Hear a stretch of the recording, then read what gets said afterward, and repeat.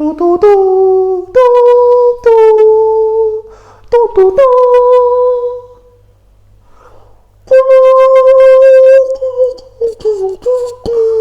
do. What am I doing? Hey everyone, welcome to another video on my thoughts on series and stuff. Today's video is on What If, Marvel's first mind-bending, Easter egg-filled Marvel nerd paradise, and simultaneously, maybe their first continuity slip-up? What If explores pivotal moments in the Marvel Cinematic Universe and turns them on their head, leading Marvel's characters and us, the viewers, into uncharted territory. Now the guys are ready to ponder the question, but before they get into it, like, subscribe, and hit the bell to be notified about every time we upload. After that, visit our Patreon and let us hold $1. All right, all done subscribing? Great. On with the show. What if? What if what? Marvel's What If? Oh, sorry. Gosh, hey, I don't know. I've got a lot to say. We've been waiting to watch it for a long time now. And now that we finally have, it did break through some expectations. And it's got some explaining to do. How do you want to do it? Episode by episode? Sounds good to me.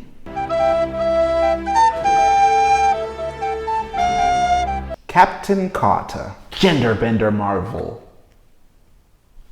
Kind of.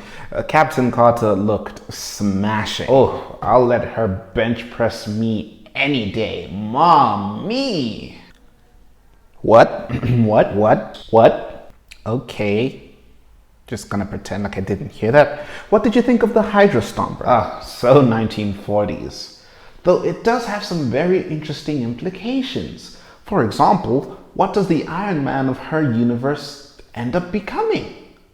Think about it, with Tony being the brilliant billionaire playboy philanthropist that he is, he's probably already made a better version of the Hydra Stomper. The question is, what is it? What would it look like? Is it a suit? Is it a drone? Who knows? But what I really want to know is, who is her Winter Soldier?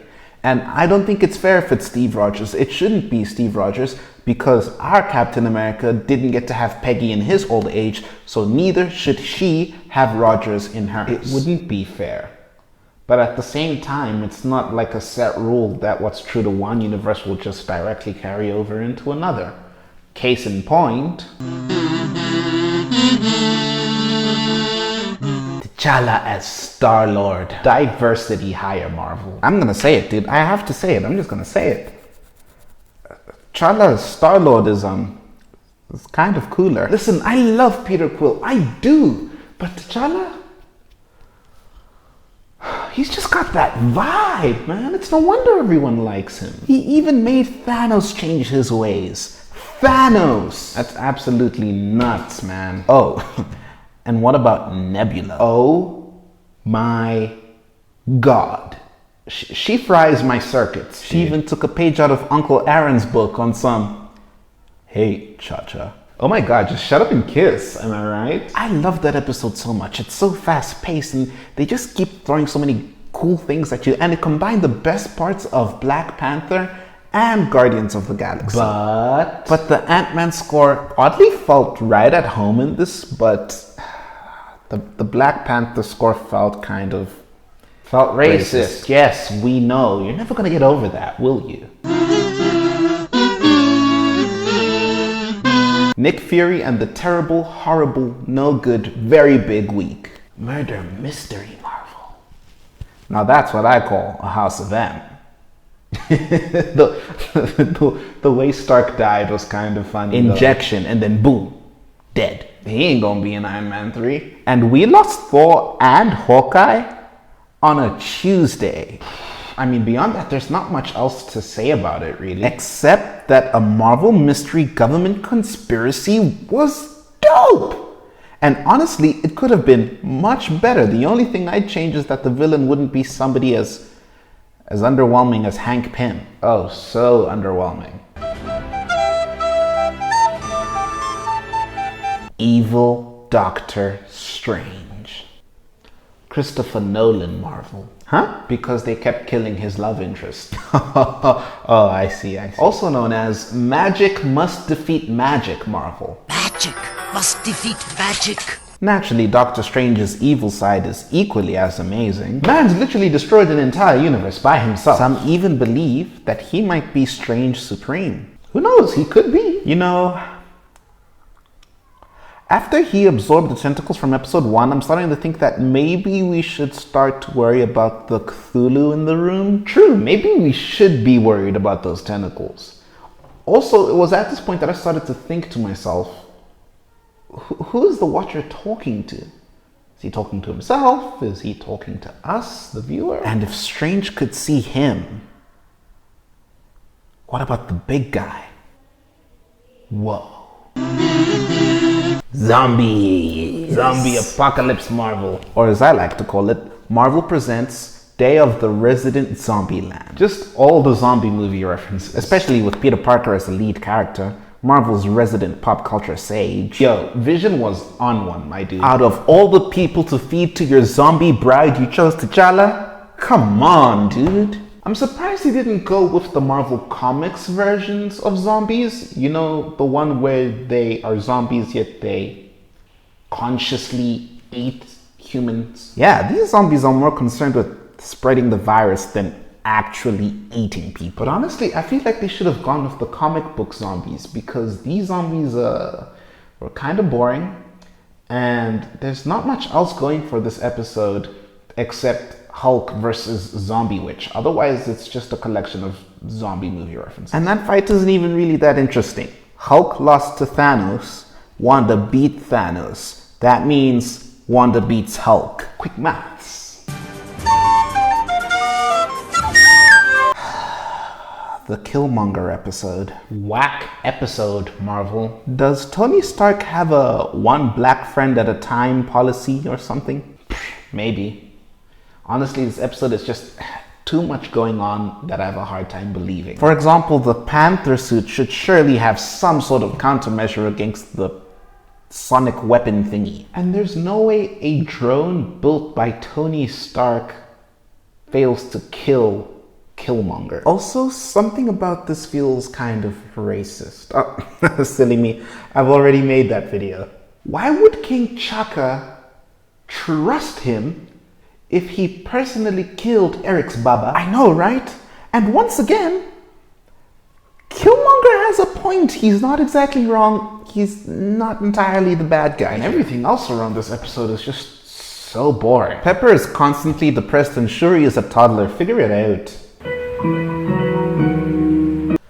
Ultimate Rager Thor. Project X Marvel. I found it so funny how Jane straight up followed the anomaly to Las Vegas and then proceeded to engage in first contact, if you know what I mean. Oh, I know what you mean. And yo, Thor and Loki as dude bros? Oh, I needed that, man. Laufey and Odin's son take Las Vegas. There's also the Dragon Ball Z level fight between Captain Marvel and Thor, which combines elements of like Looney Tunes and Around the World in 80 Days and amazing. Mind-blowing stuff. Mind-blowing stuff. A lot of people didn't like this episode, but I thought it was great. Sometimes all you need is a lighthearted episode about an irresponsible Norse god and the perfect setup for the roller coaster drop that is episode 8 and 9. Dystopian Marvel. See, my problem with this thing is I got to the end and I just kept thinking to myself, this is it? This is the peak of Marvel's What If? This is how it's meant to end? Yeah. I mean, it's something. It's definitely something. I mean, I get so confused. Did Ultron want to kill everybody in Age of Ultron? Because I don't think at any point did he say that he wanted to kill everyone. Yeah. It's more like he wanted to try and kill everyone, and then those who survived would be the new 10. Great.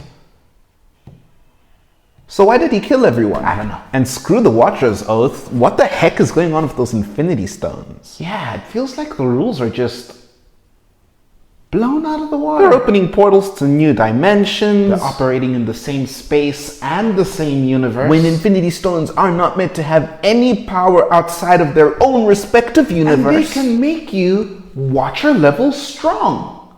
I mean, if they could always do that, then why didn't Thanos just snap the multiverse in half? And if stones can work outside of their universe, then why don't Infinity Stones work in the TVA? And won't two time stones being used right next to each other just cause a bunch of Nexus events? In fact, where the hell was the TVA this entire time? Oh, I hadn't even stopped to think about that. You know what? What if just breaks the rules? And honestly, if you've been paying any kind of attention to what Marvel's been going through in Phase 4, you'd think to yourself that the multiverse is just descending into madness. But what? There's a few ways in which I think this can make sense. Okay. What If got delayed, right?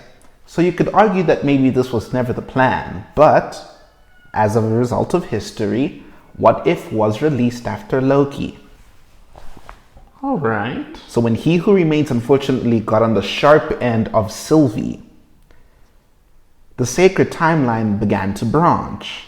And what did we see when it began to branch? That some of the timelines were intersecting. So that means because of the intersecting timelines, the Infinity Stones have control over multiple universes. Bingo. Whoa. That is a pretty cool theory. You're probably wrong though. Yeah, I'm probably wrong. But I don't know, guys. What do you think? Was What If an amazing ride and so worth the wait? Or did you feel like it was just a waste of time? You know what? Honestly, I think What If towards the end it started to lose its steam and it got a little overrated. But the beginning episodes were amazing. My personal favorite episode would be the episode where T'Challa becomes Star-Lord. My second after that would maybe be, I don't know, it's a tie between the evil Doctor Strange or the Marvel Murder Mystery Government Conspiracy episode with Nick Fury. But yeah, guys, that's my thoughts on What If. I'd love to hear what you guys thought at the end. The end? I haven't written this part. I didn't write an outro.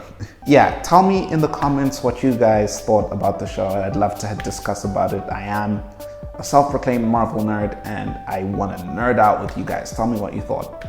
Tell me all your theories. Let's get into it. Beyond that, I just want to say that this might be the last My Thoughts videos for a while. Gosh, I don't even want to say it. This is the reason why I didn't write an outro, by the way.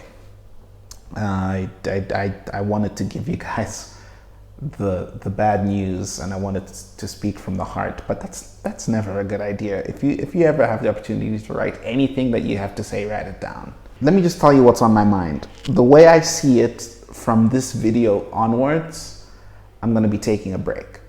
I'm going to be taking a break. I need to get my life in order. I'm not sure if you guys have noticed, but I did move and my life's just been a mess ever since I've landed from that. It's been very difficult for me to keep it together and get these videos out on time. This What If video is almost 2 weeks late. And yeah, it's just been tricky. Before I could pull off 2 videos in the same week, but these days I'm struggling to do one. And I'm also struggling to keep up with my day job and pursue other creative endeavors that I'd really like to pursue, like writing books and making music and all sorts of other things. Even other YouTube projects that have been on ice for months now that I've been trying to bring to you guys, but I've never had the time to. And I'm realizing that I'm never going to be able to complete any of these projects if I don't pump the brakes a little bit on the My Thoughts series. So yeah, this is going to be the last video for a while. I don't know how long. I think I'd like to give myself a little bit of time to just regroup and find myself and just enjoy the time I have at the same time as working on other things. And then I'm hopefully thinking that I can maybe do a video every 2 weeks. Just, a small little opinion video on a movie or a series. And yeah. This is actually kind of hard to say. Yeah, it's been fun, guys. It's not over. I'm not like quitting, but I'm taking a break and I don't know how long that break will be. I know YouTubers always say that and then they never come back, but that's not the plan. I'd just like to take this moment to say thank you to all 2 of my patrons. Thank you for supporting me throughout most of this year, supporting us, the Neto Bros. My brothers still do play parts here and there in the channel, even though you almost never see them. And yeah, thank you to the Patreon bros, and thank you to the YouTube bros. Thank you to all of you who have been here every Thursday watching me ramble on about my opinions on movies and stuff. I've really appreciated being on this journey with you guys for almost 2 years. I think we almost did 2 full years of My Thoughts videos, and I think it's time that it takes a rest. It just needs to sit out a few minutes. Thank you so much for watching, and we will definitely see each other again. Until then, take care. And I mean it. Take care of yourselves.